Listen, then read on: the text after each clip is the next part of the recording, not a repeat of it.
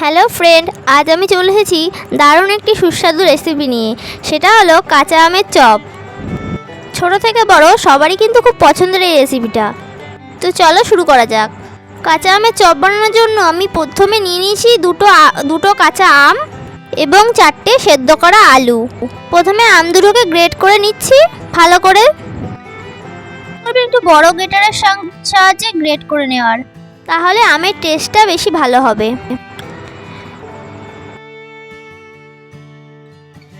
আর 4টে সেদ্ধ করা আলুকেও আমি ভালো করে গ্রেট করে নেব।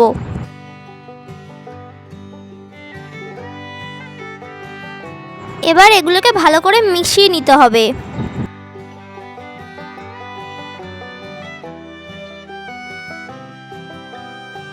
এবার একটা কড়াই গরম করে নিচ্ছি।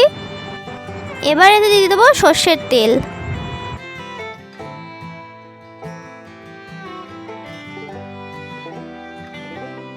গ্যাসের ফ্লেমটা মিডিয়াম করে নিতে হবে। এবার পুর তৈরি করার জন্য যে কাঁচা আম এবং আলুর মিশ্রণটা আমি রেখেছিলাম সেটা দিয়ে দেবো কড়াইতে।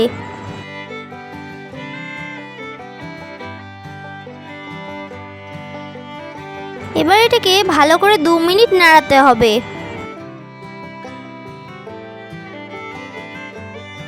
দু মিনিট ধরে ভালো করে উল্টে পাল্টে নাড়িয়ে নিতে হবে। 2 মিনিট পর এবারে দিয়ে দেবো স্বাদ মতো লবণ, ভাজা জিরে এবং ভাজা গোলমরিচের গুঁড়ো। এই মশলাটা দেওয়ার পর খুব সুন্দর গন্ধ আসবে। এরপর দিলাম চিলি ফ্লেক্স।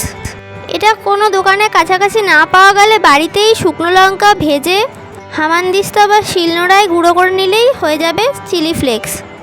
এরপর দিলাম একটু আদা, এতে চপটা খেতে খুব সুন্দর লাগবে।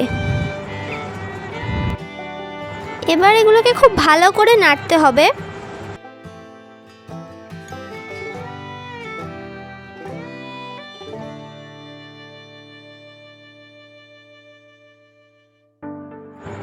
চপের পুর তৈরির শেষ পর্যায়ে যাতে চপটাতে খুব বেশি টক না লাগে এর জন্য দিয়ে দিলাম একটুখানি চিনি। এতে চপটাকে খেতে আরও সুন্দর লাগবে। এবার ভালো করে নাড়িয়ে নিতে হবে। এই দেখো আমার চপের পুর একদম রেডি। এবার গ্যাসের ফ্লেমটা অফ করে এটাকে নামিয়ে ফেলবো। চপ তৈরি করার জন্য কিন্তু পুরটাকে একদম ঠান্ডা করে নিতে হবে। ততক্ষণে একটা বাটিতে আমি 4 চামচ ময়দা আর 4 চামচ কর্নফ্লাওয়ার নিয়ে নিলাম। এবার এতে কিছুটা লবণ, একটু ভাজা জিরে এবং শুকনো লঙ্কার গুঁড়ো, সঙ্গে একটু গোলমরিচের গুঁড়ো দিয়ে ভালো করে মিক্স করে নিতে হবে। এদিকে আমার চপের পুর একদম ঠান্ডা হয়ে গেছে, একদম রেডি। এবার এটাকে দোকানে যেরকম শেপের চপ পাওয়া যায় সেরকমভাবে তৈরি করার চেষ্টা করছি, একটু চ্যাপ্টা শেপের।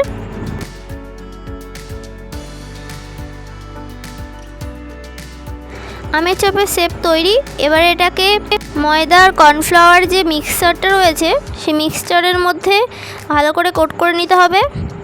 এরকমভাবে সব কটাকে আমি কোট করে নিচ্ছি।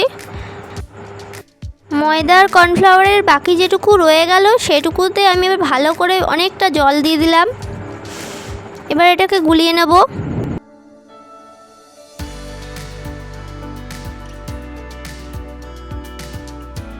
একটা বাটিতে টোস্ট বিস্কুটের একটু গুঁড়ো নিয়েছি।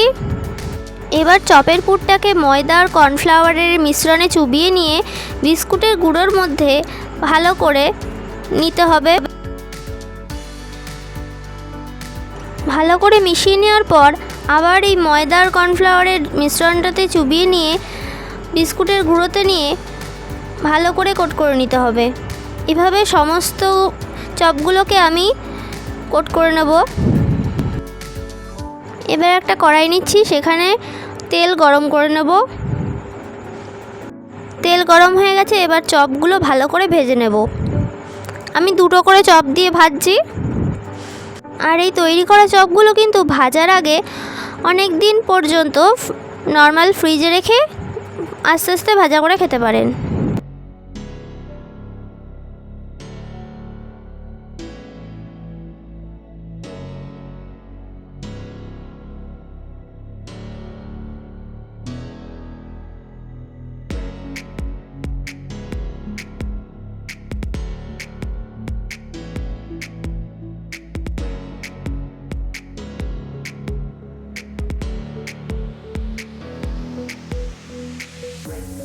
এই যে আমাদের চপ রেডি।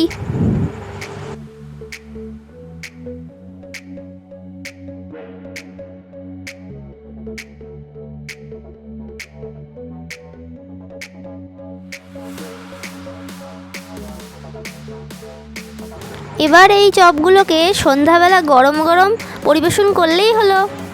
একবার এইভাবে আমের চপ তৈরি করে দেখুন, অসাধারণ খেতে লাগবে। আজকে চলি, টাটা, দেখা হচ্ছে নেক্সট কোনো ভিডিওতে।